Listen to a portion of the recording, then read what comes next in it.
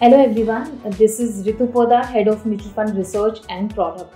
Debt market की अगर हम बात करें सो अप्रैल मंथ में हमने अक्रॉस यील्ड काफ़ी अपवर्ड रिवीजन देखा, जिसका मेजर रीजन जो था वो जियोपॉलिटिकल इशू था। Because of that across yields और अक्रॉस मैच्योरिटीज जो यील्ड्स थे वो काफ़ी ऊपर चले गए हैं।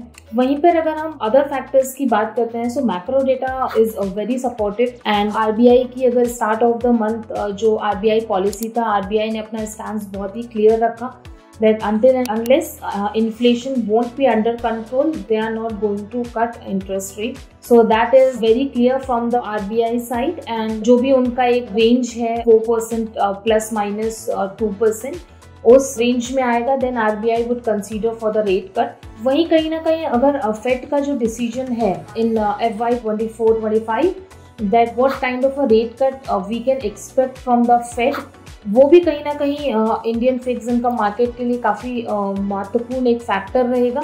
Because the kind of macro data जो हम देख रहे हैं, काफ़ी strong macro data in US, वो फेड का जो रेट कट वाला एक जो सिग्नल है वो कहीं ना कहीं थोड़ा सा वीकन होता हुआ दिखाई दे रहा है।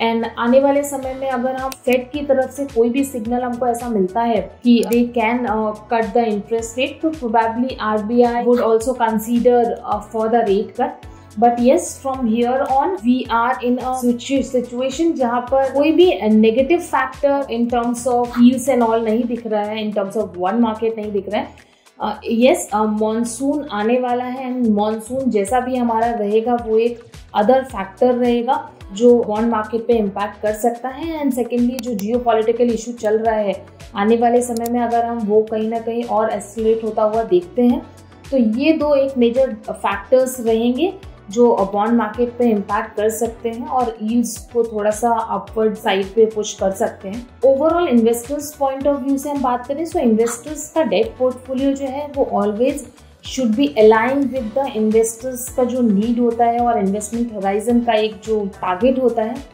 फंड्स पॉइंट ऑफ व्यू और कैटेगरी पॉइंट ऑफ व्यू से इन्वेस्टर्स ड्यूरेशन अपने पोर्टफोलियो में ऐड कर सकते हैं। ये ड्यूरेशन जो पोर्टफोलियो होगा वो आने वाले समय में अराउंड 3 to 4 years में एक अच्छा खासा अल्फा जनरेट कर सकता है फॉर द क्लाइंट्स पोर्टफोलियो।